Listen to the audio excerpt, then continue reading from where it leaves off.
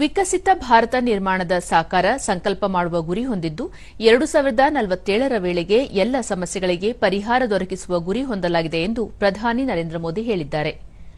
ಉದ್ಯಮಿ ನಿಖಿಲ್ ಕಾಮತ್ ಅವರೊಂದಿಗೆ ನಡೆಸಿದ ತಮ್ಮ ಮೊಟ್ಟಮೊದಲ ಪಾಡ್ಕಾಸ್ಟ್ ಸಂದರ್ಶನದಲ್ಲಿ ಅವರು ಸರ್ಕಾರದ ಯೋಜನೆಗಳು 100% ಜನಸಾಮಾನ್ಯರಿಗೆ ತಲುಪಿದಾಗ ಅದುವೇ ನಿಜವಾದ ಸಾಮಾಜಿಕ ನ್ಯಾಯ ಮತ್ತು ಜಾತ್ಯತೀತತೆ.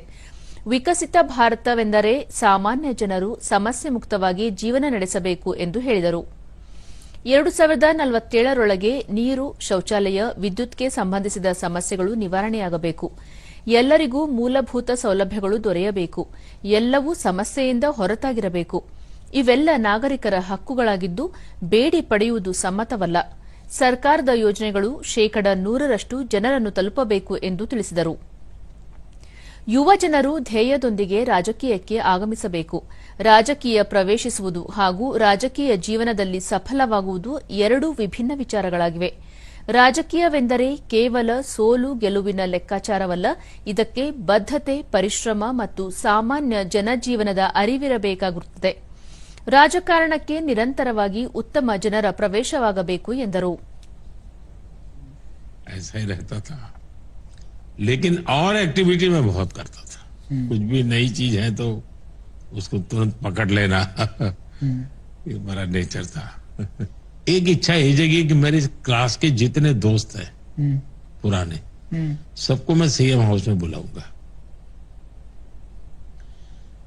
उसके पीछे मेरी साइकोलॉजी ये थी कि मैं नहीं चाहता था कि मेरे किसी भी व्यक्ति को ये लगे कि अपने आप को बड़ा तिस्मार का बन गया है.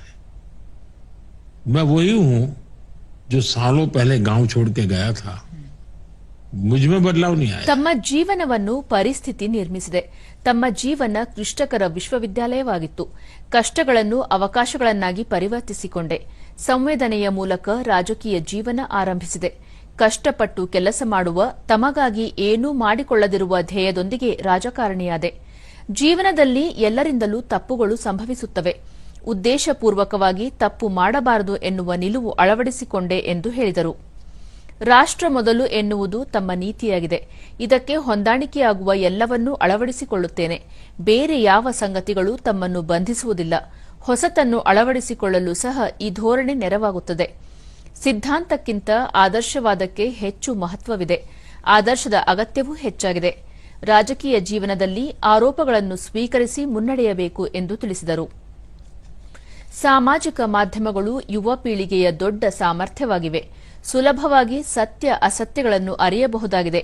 ಸೂಕ್ತ ನೀತಿಗಳ ಮೂಲಕ ಸಮಾಜದಲ್ಲಿ ಬದಲಾವಣೆ ತರುವುದು ಅತ್ಯುತ್ತಮ ಮಾರ್ಗವಾಗಿದೆ ಎಂದು ಅಭಿಪ್ರಾಯಪಟ್ಟರು. उनका भी स्वर्गवास हुआ कुछ समय पहले और वो करीब 93-94 थे. वो मुझे चिट्ठी हमेशा लिखते थे. उसमें वो तू लिखते थे.